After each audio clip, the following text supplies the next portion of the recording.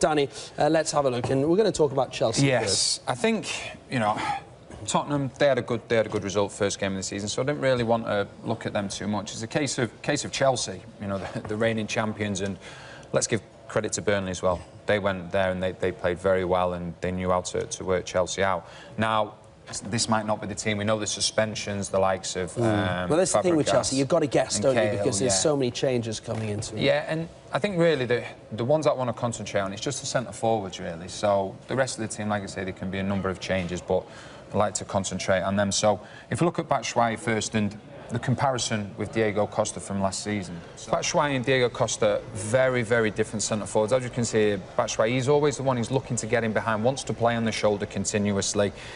But the problem that you have then with that is the players that are playing behind him, whether it be like of Willian, Pedro, they're going to struggle to get in behind themselves. Last season we saw so many instances where Diego Costa dropped deep and then players would get in behind. But you look at the amount of numbers that Burnley were able to get back. So like I said, I just want to concentrate on the front three really. So if you've got a player like Batshuayi, he's the one, he wants to play on the shoulder. So your likes of Hazard, the likes of Willian, whoever's in there, Pedro, you know, whoever it may be.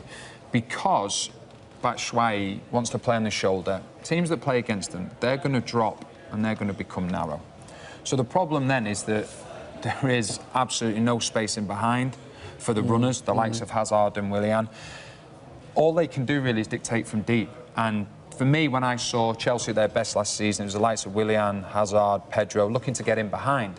Now, if we then look the other way, when we talk about, obviously, you know, Costa coming into the team, this is where you're going to look at Morata. Morata, for me, is much more of a Costa-style centre-forward. Conte will be hoping that he can have the same effect. And what he did, it wasn't just how he affected, you know, if we're talking about Costa, obviously, but it's the role that Morata's going to play.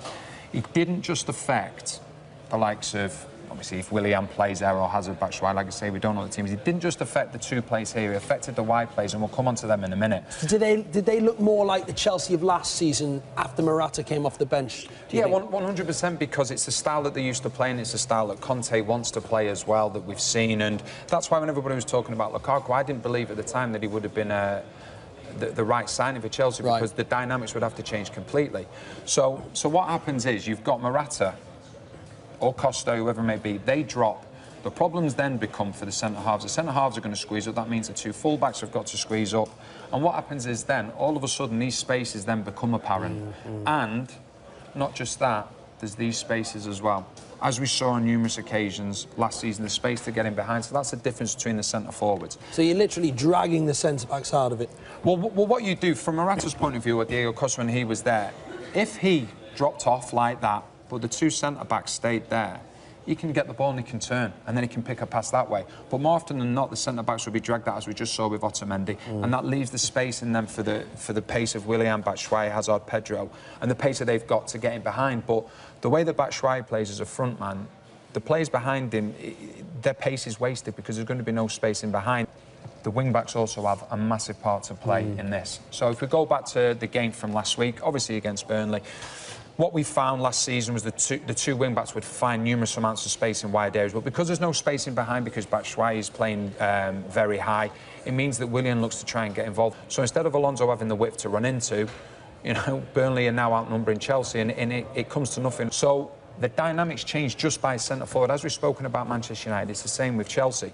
So as we look at this, you know, we've spoken about, obviously it's not going to be Costa, we've spoken about Morata and the spaces that he creates for the likes of Batshuayi, Willian, whoever may be playing in there. What happens then, as we said, the full-backs then have to come narrow, because they do not want to leave, and the centre-backs will not allow them to leave 3v2. It's just not going to happen. If anything, you give up the space in the wide areas because you're going to get a crossing. You let it go down the middle, you've got 3v2, it inevitably is going to end up in the back of the net. And that's what needs to come in. And here, this is when Alonso and Moses, as we saw last season on numerous occasions, whether it was to assist goals or actually score them themselves, took full advantage